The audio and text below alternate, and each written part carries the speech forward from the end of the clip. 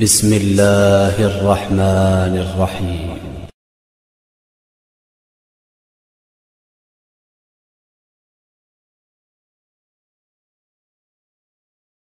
نحمده ونصلي ونسلم على رسوله الكريم اما بعد فاعوذ بالله من الشیطان الرجیم بسم اللہ الرحمن الرحیم الحمدللہ ثم الحمدللہ۔ آج کا درس قرآن ہمارا آیت 264، اس میں فرمایا گیا یا ایھا الذین آمنوا لا تبطلوا صدقاتکم بالمن والاذی کالذی ينفق مالہ رئاء الناس ولا یؤمن باللہ والیوم الآخر فمثلہ کمثل صفوان علیہ تراب فاصابہ وابل فترکہ صلدا لا يقدرون على شيء مما كسبوا واللہ لا يهدي القوم الكافرین۔ یہاں سے آج ہمارا درس قرآن ہے۔ اس کا ترجمہ اے ایمان والو، احسان جتلا کر اور تکلیف پہنچا کر اپنے صدقے برباد نہ کرو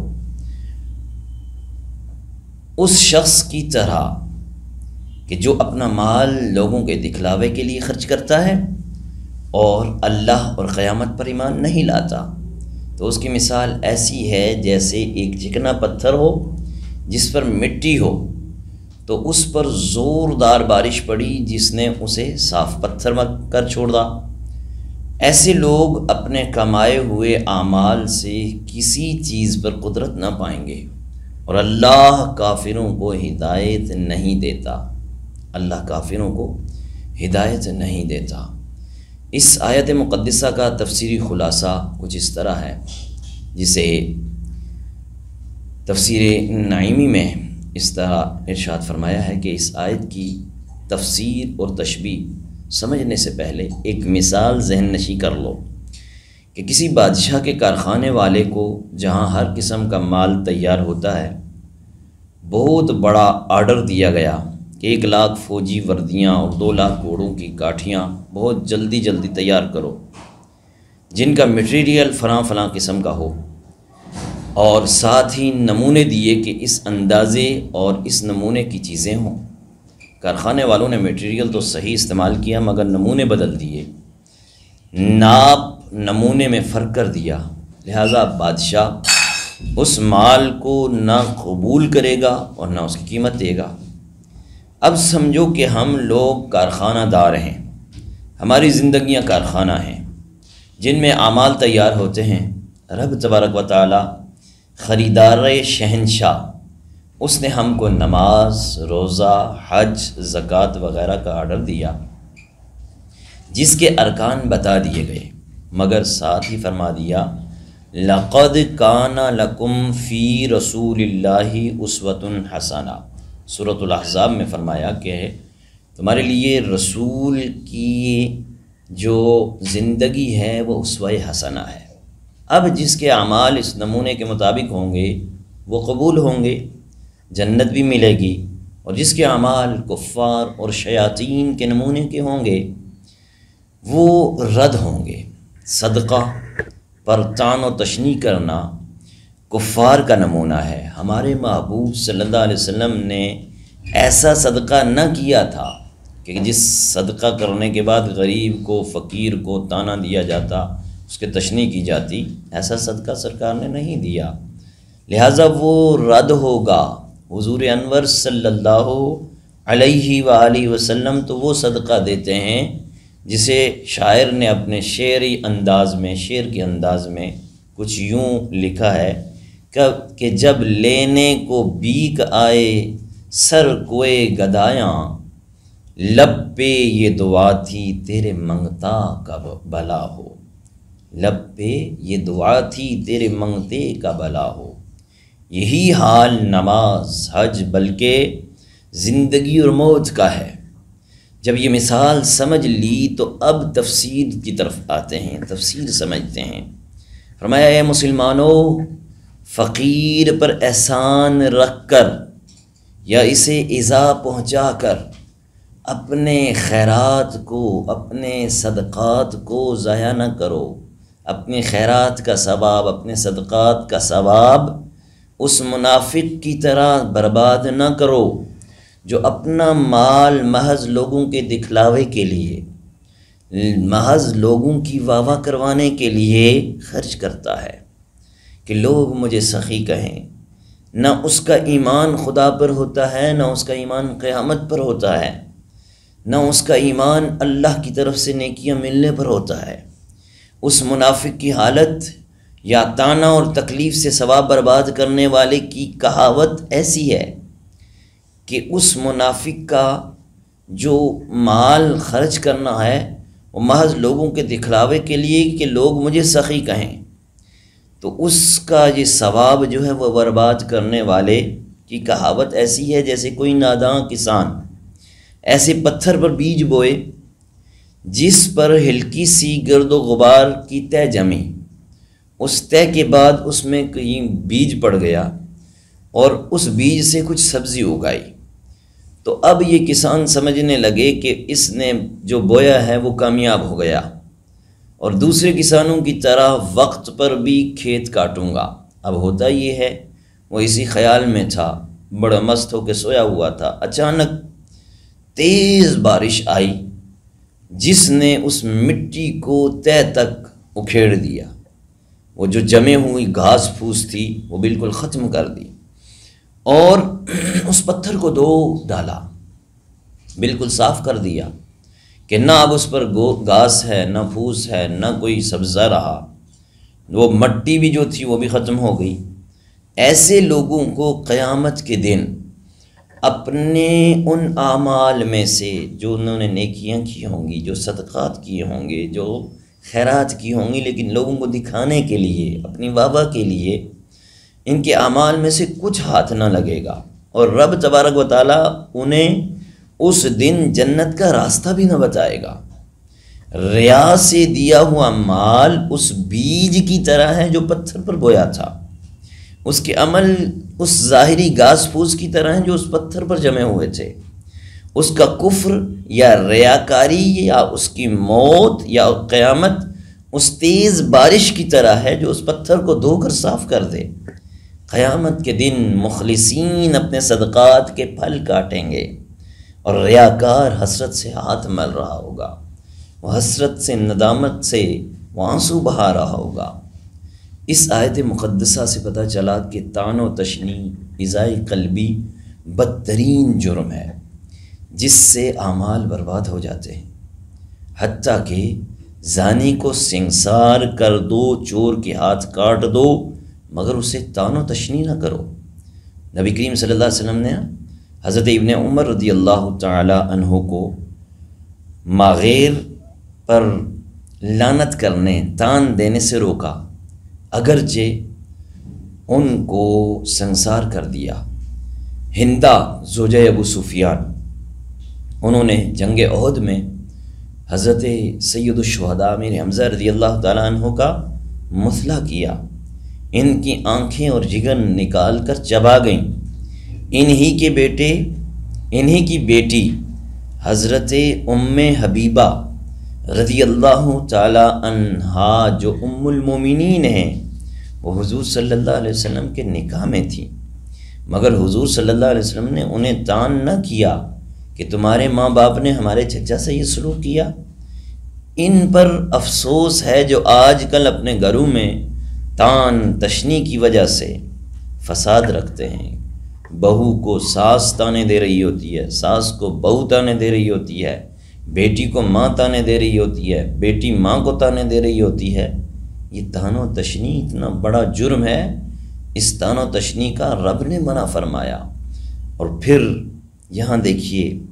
کہ طعن و تشنیع کی وجہ سے جو فساد رکھتے ہیں ان کو ڈرنا چاہیے۔ رب تبارک و تعالی حضور صلی اللہ علیہ وسلم کی سنتوں کی جو سنتیں ہیں ان پر عمل کی ہمیں توفیق عطا فرمائے۔ اگر سنتوں پر عمل کریں گے نا، ہمارا گھر بھی امن کا گہوارہ بنے گا، ہمیں بھی سکون ملے گا، گھر والوں کو بھی سکون ملے گا، محلے والوں کو بھی سکون ملے گا، قریے والوں کو بھی سکون ملے گا، بستی والوں کو بھی سکون ملے گا، تب جب حضور سرور کائنات صلی اللہ علیہ وآلہ وسلم کی سنت کے آئینہ دار ہم بن جائیں گے، جب سنت پر عمل کرنے والے بن جائیں گے۔ دوسری بات یہ کہ نیکیوں کی درستی اور بقا کے لیے جیسے ایمان شرط ہے نا، کہ کافر کی کوئی نیکی قابل قبول نہیں، اور اگر اطاعت کے بعد کافر ہو جائے تو وہ باقی نہیں رہتی، جس کو اصطلاح میں حبط اعمال کہتے ہیں، حبط اعمال کہتے ہیں۔ ایسے ہی اعمال کی صحت اور اعمال کی بقا کے لیے اخلاص اور دیگر برباد کرنے والی چیزوں سے پاک رہنا بھی ضروری ہے، پاک رہنا بھی شرط ہے۔ اسی لیے نفاق سے، ریا سے، طعنہ سے، اظہار ثانی سے یہ اعمال باطل ہو جاتے ہیں، اعمال برباد ہو جاتے ہیں۔ تیسری بات یہاں پر یہ ہمیں پتہ چلی کہ ریا اور طعنہ وغیرہ سے اصل عمل باطل نہیں ہوتا، بلکہ اس کا ثواب باطل ہو جاتا ہے، ثواب نہیں ملتا۔ لہٰذا اگر کوئی ریاکار بعد میں توبہ کر کے مخلص بن جائے تو امید ہے کہ وہ جو پہلا کام کیا تھا اس پر اس کو ثواب دوبارہ جاری ہو جائے گا۔ اللہ تعالی ہمیں ریاکاری سے محفوظ فرمائے اور اپنے آقا نبی دو عالم صلی اللہ علیہ وآلہ وسلم کی سنت پر عمل پیرا ہوتے ہوئے ہر ایک کے ساتھ حسن سلوک سے پیش آنے کی توفیق عطا فرمائے۔ اگلی آیت 265 ہے، اس میں اللہ تبارک و تعالیٰ ارشاد فرماتا ہے وَمَثَلُ الَّذِينَ يُنْفِقُونَ أَمْوَالَهُمْ ابْتِغَاءَ مَرْضَاتِ اللَّهِ وَتَثْبِيتًا مِّنْ أَنفُسِهِمْ كَمَثَلِ جَنَّةٍ بِرَبْوَةٍ أَصَابَهَا وَابِلٌ فَآتَتْ أُكُلَهَا ضِعْفَيْنِ فَإِن لَّمْ يُصِبْهَا وَابِلٌ فَطَلٌ وَاللَّهُ بِمَا تَعْمَلُونَ بَصِيرٌ۔ اس آیات مقدسہ کا ترجمہ کچھ اس طرح ہے کہ وَمَثَلُ الَّذِينَ يُنْفِقُونَ أَمْوَالَهُمْ ابْتِغَاءَ مَرْضَاتِ اللَّهِ وَتَثْبِيتًا مِّنْ أَنفُسِهِمْ كَمَثَلِ جَنَّةٍ بِرَبْوَةٍ أَصَابَهَا وَابِلٌ فَآتَتْ أُكُلَهَا ضِعْفَيْنِ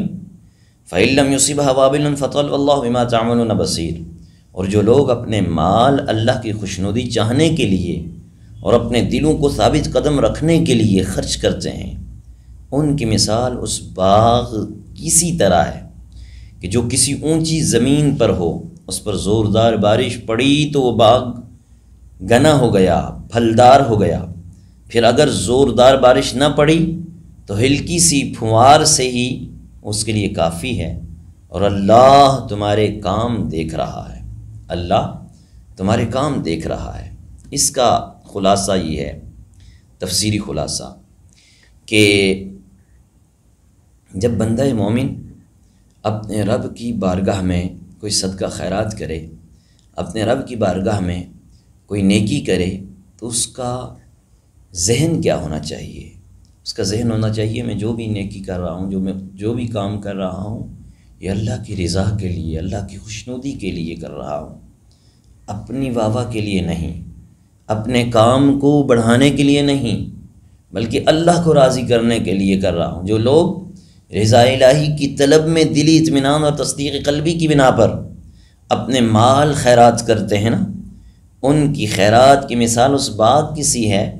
جو اعلیٰ اور قابل پیداوار بلند میدان میں ہوں، کہ نہ وہاں گندی نالیوں کا پانی پہنچے اور نہ دریا کے سیلاب پہنچے، نہ گندی ہوائیں وہاں پہنچے۔ جب اسے تیز بارش مل جائے تو دیگر باغوں سے دگنا پھل دے، اور اگر خشک سالی ہو جائے تو اسے شبنم ہی کافی ہے، اور وہ باغ خشک ہو جائے، مگر جب پھر پھل دے۔ تو ایسے ہی مسلمانوں کی خیرات ہے کہ کبھی کمال اخلاص اور اعلیٰ مصرف میں خرچ ہو جانے کی وجہ سے انہیں دنیا میں بھی صدقہ کا نفع مل جاتا ہے اور آخرت میں بھی ملتا ہے، اور کبھی محض اخلاص کی وجہ سے اگر دنیا میں بدلہ نہ بھی ملے نا تو آخرت میں ضرور ملتا ہے، غرضے کہ ان کا صدقہ کبھی برباد نہیں ہوتا، یا کبھی کسی مصیبت زدہ کی دعا کی برکت سے ان کی آئی ہوئی مصیبت ٹل جاتی ہے، فرض بھی ادا ہو جاتا ہے اور رب کی رضا بھی حاصل ہو جاتی ہے۔ رب کی رضا ہی بندے کے لیے ہے، بندے کے لیے ضروری ہے رب کی رضا۔ رب کی رضا کے بغیر بندہ نامکمل ہے، بندے کے اعمال نامکمل ہیں، بندے کا سارا کچھ نامکمل ہے۔ رب کی رضا حاصل ہوگی تو سب کچھ مل جائے گا، جنت مل جاتی ہے، جہنم سے آزادی مل جاتی ہے، ہر نعمت مل جاتی ہے رب کی رضا کی وجہ سے۔ اگر ان کے صدقے کو ایسی جوش کی دعا نہ ملے تب بھی رضا الہی اور جنت کا استحقاق حاصل ہو ہی جاتا ہے۔ خیال رہے کہ یہاں یا تو تشبیہ مرکب ہے یا مفرد ہے، یعنی مسلمان گویا قابل کسان ہے، اس کا صدقہ بہتر بیج ہے، اور بہترین مصرف گویا عمدہ زمین ہے جہاں تان اور ایذا وغیرہ کے گندے پانی اور ریا اور نمود و نمائش کی گندی ہوائیں نہیں پہنچتی۔ دینے والے کا کمال اخلاص اور مصیبت زدہ فقیر کے جوش دل کی دعا گویا تیز بارش ہے۔ دنیا میں مال کا بڑھنا، بلاؤں کا ٹلنا، آخرت میں رب کی رضا، جہنم سے نجات ملنا، جنت کی لذات اور اس کا دگنا پھل، خیرات کے وقت کمال اخلاص کا نہ ہونا یا کسی مصیبت زدہ کے پرجوش دعا کا نہ ملنا بھی گویا یہ تیز بارش کا نہ پہنچنا ہے، اور اصل اخلاص گویا شبنم ہے۔ رب تعالیٰ سب کے اعمال سے خبردار ہے، بقدر عمل جزا عطا فرمائے گا۔ اللہ تبارک و تعالیٰ نے مومنوں کے اس صدقے کو جو رضا الہی کے لیے ہے باغ سے تشبیہ دی ہے، کھیت سے تشبیہ نہیں دی ہے۔ اب اس کی وجہ کیا ہے؟ باغ سے تشبیہ دی، کھیت سے تشبیہ نہ دی، اس کی چند ایک وجوہ ہیں۔ ایک وجہ یہ ہے کہ کھیت صرف ایک بار ہی پھل دیتا ہے، کھیت صرف ایک ہی بار پھل دیتا ہے پھر کٹ جاتا ہے، مگر ایک بار کا لگایا ہوا باغ ہمیشہ ہمیشہ پھل دیتا رہتا ہے۔ اچھے مومن کا صدقہ مقبول دنیا میں، حشر میں، قبر میں، ہر جگہ پھل دیتا ہے۔ دوسرا یہ کہ کھیت صرف پھل دیتا ہے، سایہ یا ٹھنڈک زینت نہیں دیتا، مگر باغ پھل بھی دیتا ہے، سایہ رونق بھی دیتا ہے۔ ایسے ہی مومن کا مقبول صدقہ جو ہے نا، مقبول صدقہ اس کے ثواب کے پھل بھی دے گا اور قیامت میں سایہ رونق بھی دے گا۔ تیسرا یہ کہ کھیت کی نگرانی آخر تک کرنی پڑتی ہے، مگر باغ کی نگرانی ایک بار کر لی پھر ہمیشہ کے لیے فارغ ہو گیا، اب آپ کو نگرانی کی حاجت نہیں ہے، نہ اسے پانی دینے کی ضرورت، نہ صفائی کی حاجت۔ مومن مرتے وقت تک اپنے صدقے کی نگرانی کرتا ہے، پھر ابد الآباد تک وہ صدقہ محفوظ رہتا ہے۔ چوتھا فائدہ یہ ہے کہ کھیت ہے نا، اگر کھیت پر آفت آ جائے تو بالکل بیکار ہو جاتا ہے، کھیت بالکل سڑ جاتا ہے، ختم ہو جاتا ہے۔ لہٰذا اگر باغ کو آفت پہنچے تو صرف پھل برباد ہوں گے، اس کے درخت، اس کی لکڑیاں وہ اسی طرح رہیں گی۔ ایسے ہی مومن کا صدقہ اگر دنیا کا کام نہ دے تو دوسری جگہ فائدہ مند ضرور ہوتا ہے۔ پانچواں یہ کہ کھیت ایک ہی پھل دیتا ہے، مگر باغ میں ایک پھل نہیں ہوتا، اس میں آم بھی ہوتا ہے، اس میں انار بھی ہوتا ہے، اس میں سیب بھی ہوتا ہے، اس میں تربوز بھی ہوتا ہے، اس میں کیلا بھی ہوتا ہے، اس میں انگور بھی ہوتا ہے، اس میں ہر قسم کا پھل موجود ہوتا ہے، ہزار ہا صد ہا قسم کے درخت ہوتے ہیں، پھل ہوتے ہیں، ہر درخت کا پھل علادہ علادہ مزے کا ہوتا ہے۔ ایسے ہی مومن کا مقبول صدقہ بھی بہت سے پھل دیتا ہے، قبر میں بھی وہ ساتھ، حشر میں بھی وہ ساتھ، قیامت میں بھی وہ ساتھ، برزخ میں بھی وہ ساتھ، تو ہر جگہ اس کے ساتھ ہی ساتھ ہے۔ اگلی آیت مقدسہ ہے آیت نمبر 266، اَیَوَدُّ أَحَدُكُمْ أَن تَكُونَ لَهُ جَنَّةٌ مِّن نَخِيلٍ وَأَعْنَابٍ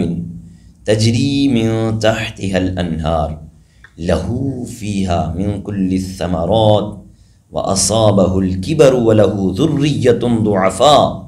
فاصابها اعصار فیہ نار فاحترقت كذلك يبین اللہ لکم الآیات لعلکم تتفکرون۔ اس آیت مقدسہ کا ترجمہ کچھ اس طرح ہے، کیا تم میں کوئی یہ پسند کرے گا کہ اس کے پاس کھجور اور انگور کا ایک باغ ہو جس کے نیچے ندیاں بہتی ہوں، اس کے لیے اس میں ہر قسم کا پھل ہو، اور اسے بڑھاپا آ جائے اور حال یہ ہو کہ اس کی کمزور اور ناتواں بچے ہوں، پھر اس پر ایک بگولا آئے جس میں آگ ہو تو سارا باغ جل جائے؟ اللہ تم سے اس طرح اپنی آیتیں کھول کر بیان کرتا ہے تاکہ تم غور و فکر کرو، تاکہ تم غور و فکر کرو۔ یہ آیت مقدسہ کا ترجمہ تھا۔ اس آیت مقدسہ کا جو تفسیری خلاصہ ہے وہ یہ ہے کہ اے خیرات کرنے والو، بھلا سوچو تو صحیح کہ تم میں سے یہ بات کسے پسند ہوگی کہ اس کے پاس کھجور اور انگور کا گھنا باغ ہو، جس کے نیچے پانی کی نہریں بھی چلتی ہوں، جس سے وہ باغ خوب ہرا بھرا بھی ہو اور دیکھنے والے کو بھلا بھی لگے، اور اس میں ہر طرح کا آرام بھی ہو اور خوب پھل سے لدا ہوا بھی ہو۔ یا کھجور اور انگور کے علاوہ اس میں اور بھی ہر قسم کے پھل اور ہر قسم کے میوے ہوں، اور باغ والا جو بوڑھا ہے وہ کافی بڈھا ہو، جس کی گزر اوقات اس باغ پر ہی ہو، کسی اور کمائی کے لائق وہ نہ ہو، نہ وہ کما سکتا ہو، نہ وہ ملازمت کر سکتا ہو، تو اب وہ سہارے کا سارا دار و مدار اس کا اسی پر ہے۔ اس کے باوجود کہ اس کے چھوٹے چھوٹے ناتواں بچے ہیں جن کا نام نفقہ بھی اس نے کرنا ہے، جن کے اس کو کمانے کی قوت نہیں کہ کما کر بچوں کو کھلائے، وہ اسی باغ سے ہی پھل لے گا، فروخت کرے گا، پھل لے گا بچوں کو دے گا، تو سارا معاش، ذریعہ معاش ہی اسی پر ہے۔ اور اس بوڑھے کو ان بچوں سے خبر گیری کی کوئی امید بھی نہ ہو کہ یہ بڑے ہونے تک میں زندہ بھی رہوں گا یا نہیں، یا یہ بڑے ہو کر مجھے کما کر دیں گے بھی یا نہیں، کوئی خبر گیری کی، خیر گیری یا خبر گیری کی کوئی امید ہی نہ ہو، بلکہ ان سب کا بوجھ اسی پر ہو، اور سب کا ذریعہ معاش بھی یہ باغ ہے۔ ایسی حالت میں اچانک اس باغ کو ایک لو آئے، ایک آگ کا بگولا آئے جس میں سخت مہک ہو، اور وہ سخت قسم کی جو آگ ہے وہ اس کو پکڑ لے، جس سے وہ ہرا بھرا باغ آن کی آن میں جل کر تباہ ہو جائے، نہ پھل رہیں، نہ شاخیں رہیں، نہ پتے رہیں، نہ لکڑیاں رہیں، نہ جڑ رہے، بلکہ سارے کا سارا راکھ کا راکھ ہو جائے، راکھ کا ڈھیر نظر آئے۔ اس وقت اس کا رنج و غم کیسا ہوگا، اس بوڑھے کا رنج و غم کیسا ہوگا جو بیان سے باہر ہوگا، اس کا رنج و غم بیان سے باہر ہوگا۔ اس بوڑھے کا خرچ پورا کرنا، اس کی آمدنی کے اسباب، اب سخت بے کسی، سخت بے بسی کا وقت ہے۔ ظاہر ہے کہ یہ بات کوئی پسند نہیں کرے گا کہ اس کے ساتھ یہ حشر ہو۔ اسی کی مثل یہ ہے کہ کوئی اولاد صدقہ دے یا نیک اعمال کرے جس کی قیامت میں کارآمد ہونے کی امید ہو، بعد میں اس خیرات پر تانا دے کر یا ایذا دے کر اسے برباد کر دیا جائے۔ جب قیامت کا دن آئے اور یہ سخت محتاج ہو، مجبور ہو، اور کوئی اس کی دستگیری کرنے والا بھی نہ ہو، اس وقت اسے عبادات کا باغ اجڑ گیا ہو، پھل تباہ شدہ ملیں، بتاؤ اس دن اسے کیسے بے بسی اور حسرت ہوگی، اور اس کی آرزوؤں کا کس بری طرح خون ہو رہا ہوگا۔ جب تم اس ہرے برے باغ کا اجڑنا پسند نہیں کرتے تو اپنے صدقات کو، اپنی عبادات کو، اپنے جو اللہ کی بارگاہ میں کی ہوئی جو نیکیاں ہیں، ان کو ریاکاری اور احسان اور ایذا کے ذریعے کیوں برباد کر رہے ہو، کیوں آگ لگا رہے ہو؟ اللہ تعالیٰ اسی طرح مثالیں بیان فرماتا ہے تاکہ تم ان میں سوچ اور بچار کر کے اپنی حالت سنبھال لو۔ خیال رہے یہ تشبیہ بھی تشبیہ مفرد بھی ہو سکتی ہے اور مرکب بھی ہو سکتی ہے۔ ایمان باغ کی زمین ہے، مختلف اعمال اس کے پھل والے درخت، اخلاص اور اچھی نیت اس باغ کی نہریں ہیں، امید اور ثواب اس باغ کے کچے پھل ہیں جن کے پکنے کا انتظار ہو، اور احسان جتانا، فقیر کو عزا دینا، یہ چیزیں آگ کا بگولا ہیں جس سے یہ باغ تباہ ہو جائے گا۔ قیامت کا دن گویا اس کے بڑھاپے کا وقت ہے کہ نہ کام آنے والی اہل قرابت ہے، اولاد ہے، اس کی کمزور ذریت اس میں شامل، اس دن کی انتہائی پریشانی، یہ گویا باغ والے کی حسرت ہے۔ یہ روح المعانی اور بخاری اور حاکم نے اس کو اسی طرح کوٹ کیا جس سے ہم نے عرض کیا۔ عبداللہ ابن عباس رضی اللہ تعالیٰ عنہ نے، یہ صحابی رسول ہیں، روایت کرتے ہیں کہ حضرت عمر رضی اللہ تعالیٰ عنہ نے، صحابہ کرام علیہم رضوان کی ایک جماعت ہے، صحابہ کی جماعت سے اس آیت کی تفسیر پوچھی تو حضرت ابن عباس رضی اللہ تعالیٰ عنہ نے ان سے عرض کیا کہ یہ ہر اس شخص کی مثال ہے جو پہلے نیکیاں کرے پھر شیطان اس سے گناہ کرا کے اس کی نیکیوں کے باغ کو آگ سے جلا ڈالے۔ امیر المومنین حضرت عمر رضی اللہ تعالیٰ عنہ نے اسے بہت پسند فرمایا، یعنی اس تفسیر کو بہت پسند فرمایا اس قول کی بنا پر کہ یہ آیت فقط صدقات کے لیے ہی نہیں ہے بلکہ ہر نیکی کے لیے ہے جو تم نیکی کر کے اس کو ریاکاری کی نظر کر دیتے ہو، اس کو دوسرے اعزاؤں کے ذریعے اس کو برباد کر دیتے ہو، تو یہ ساری کی ساری کیفیت، ساری کی ساری چیزیں برباد تب ہوتی ہیں جب ریاکاری کرتا ہے، جب کوئی ایذا پہنچانے والا کسی کو ایذا دیتا ہے، صدقہ دینے والا جب صدقہ دینے کے بعد کسی کو طعن و تشنیع کرتا ہے، تو یہ ساری نیکیاں اس وجہ سے برباد ہو جاتی ہیں اور آخرت میں کچھ بھی ہاتھ نہیں آئے گا۔ اللہ تبارک و تعالی ہمیں عمل کی توفیق عطا فرمائے اور ہر قسم کی ریاکاری سے، ہر قسم کی جو طعنہ زنی ہے اس سے ہمیں بچنے کی توفیق عطا فرمائے۔ وآخر دعوانا ان الحمد للہ رب العالمین۔ اللہ اللہ اللہ اللہ اللہ اللہ